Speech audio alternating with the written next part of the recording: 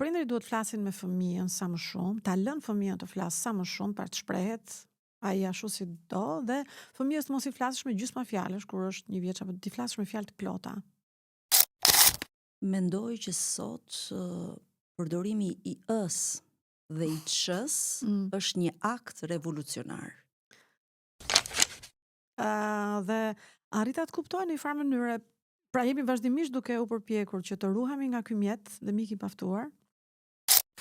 Tashmë nuk është një fakt që i çudit njerëzit që një pjesë të rinjve gjithnjë më shumë zgjedhin që të komunikojnë me njëri tjetrin në mos në anglisht, në një mënyrë që sociolingvistët e quajnë me switch code, domethënë me kodet që shkëmbehen her pas here.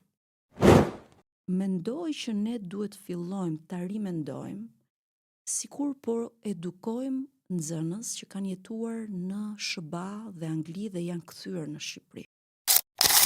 Por desha them diçka, domethënë duke referuar studimit që bëra në lidhje me gjeneratën Z.